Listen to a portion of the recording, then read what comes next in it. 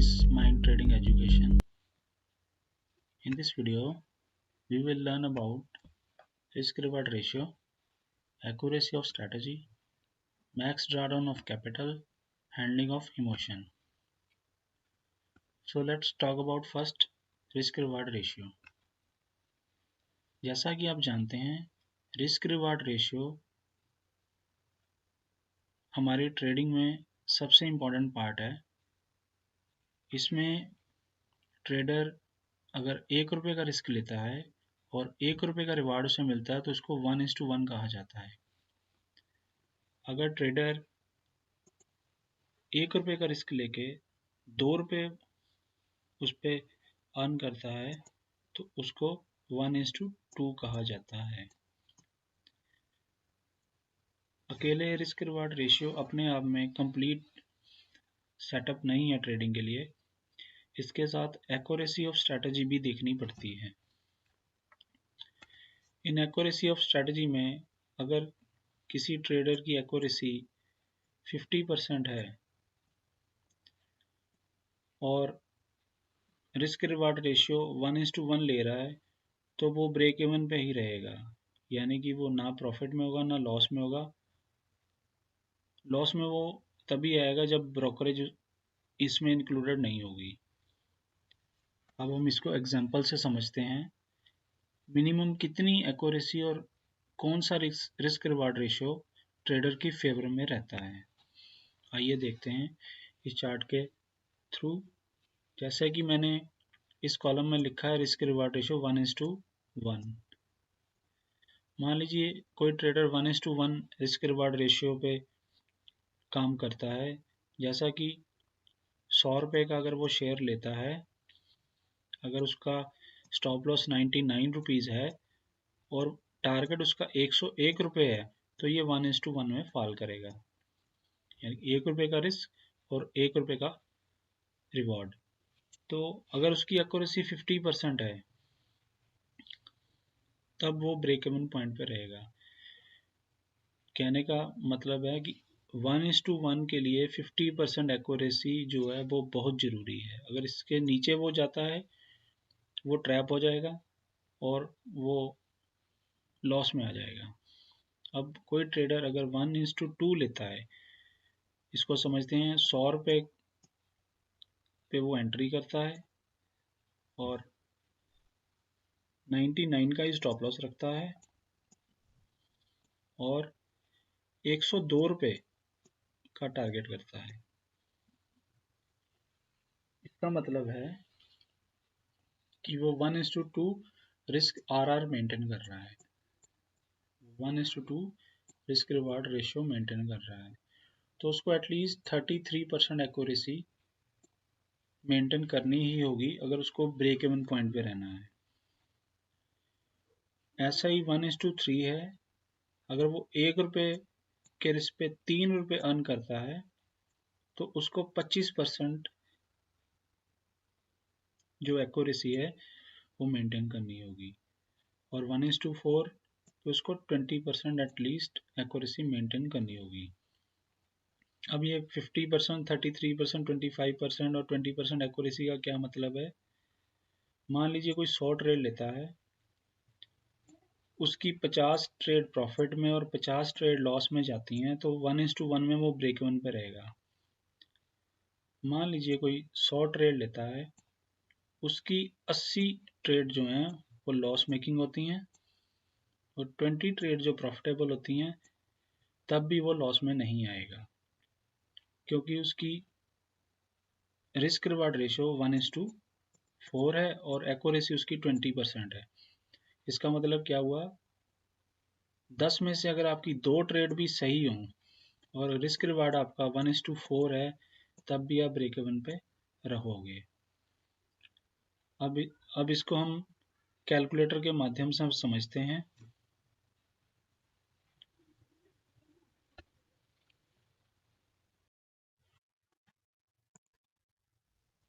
ये कैलकुलेटर मैंने डेवलप किया है।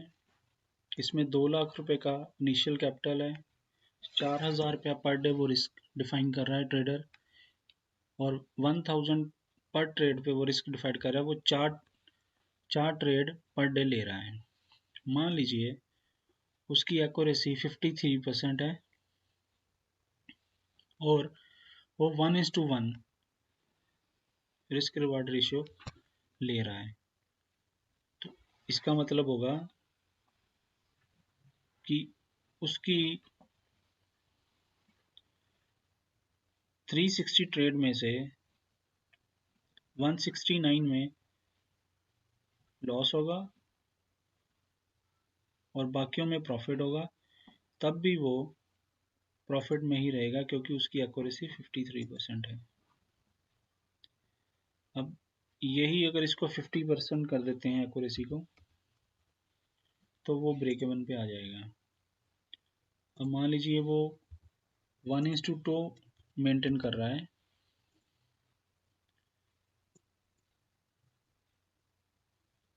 और उसकी एक्यूरेसी 35% है, तब भी वो प्रॉफिट में रहेगा क्योंकि वो 234 ट्रेड पे 234 ट्रेड पे लॉस ले रहा है, 126 पे प्रॉफिट ले रहा है, लेकिन चूंकि उसका रिस्क रिवार्ड रेशियो 1:2 है, वो प्रॉफिट में ही रहेगा।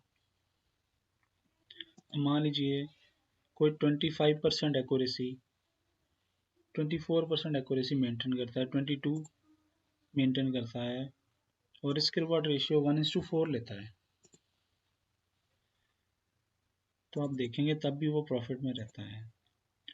इसमें अगर वो टोटल 360 ट्रेड लेता है, 79 उसकी फेवर में रहती हैं, 281 उसके अगेंस्ट रहती हैं, even then he will be in profit.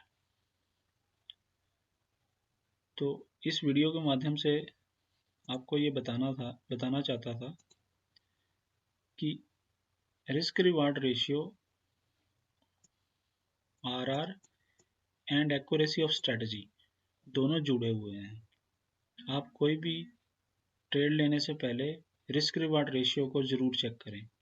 At least 1:2 के लिए तो जाएं ही, या 1:1.5 भी जा सकते हैं, डिपेंड करता है आपकी एक्यूरेसी ऑफ स्ट्रेटजी कितनी है।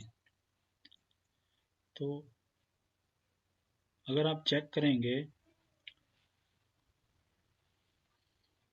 इनिशियल कैपिटल पे अगर 2 लाख रुपए पे आप ज़्यादा नहीं 100% जो ट्रेड है आपकी 1:2 पे है, तब भी अगर आप हार्डली 35% एक्यूरेसी भी मेंटेन करते हो, तब भी आप प्रॉफिट में ही रहोगे। इसका क्या मतलब हुआ, 10 में से अगर आपकी 3 या 4 ट्रेड भी फेवरेबल होती हैं, रिस्क रिवार्ड रेशियो 1:2 है, that will make your day और मंथ। आइए आगे चलते हैं।